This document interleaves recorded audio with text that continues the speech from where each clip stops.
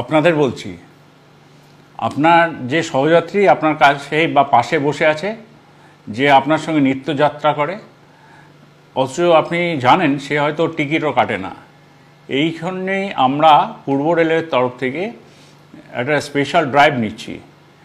এই যে সহযাত্রীরা টিকিট কাটছেন না, আপনার সহযাত্রীরা, তাদেরকে একটু বলে রেখে দিন যে কোনো দিন যে কোনো মুহূর্তে, যেমন ধরুন তালদি থেকে আমরা হয়তো চাপবো টিকিট চেকিং স্কোয়াড সন্ধ্যে 6টায় বা 7টার সময়, তখন ধরা পড়লে কিন্তু সমাজে মান ইজ্জত একদম ধুয়ে যাবে, খারাপ লাগবে সবারই। বা এটাও হতে পারে আমরা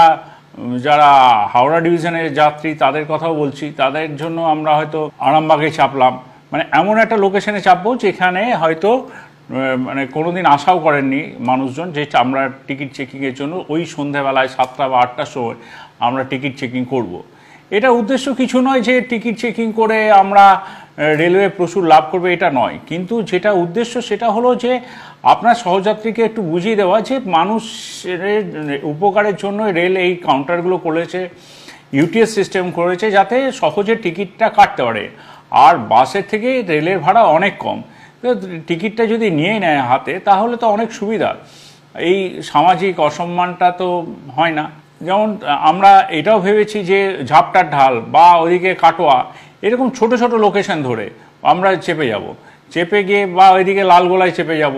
বা ধরুন এখানে কুলটিতে চাপলাম, এরকম করে আমরা বিভিন্ন জায়গায় ছোট ছোট করে আমরা এবার টিকিট চেকিং শুরু করছি পূর্ব রেলের তরফ থেকে। শুধু আপনাদের কাছে এটা বিনীত অনুরোধ, আপনার সহযাত্রী যে টিকিট কাটছে না তাকে টিকিট কাটান, মাত্র 5 থেকে 10 টাকা মাত্র ভাড়া, যেখানে বাসে অন্তত 50 টাকা 70 টাকা 100 টাকাও বাস ভাড়া হয়ে যায় সেই সমদূরত্ব জার্নি করতে গেলে। আবারও বলছি, রেলের কোনো উদ্দেশ্য নেই যে টিকিট চেকিংয়ের থেকে আর্নিংস বাড়ানো, রেলের একটাই উদ্দেশ্য যে সব মানুষই টিকিট কেটে চলুন এবং রেলের সঙ্গে সহযোগিতা করুন। ধন্যবাদ।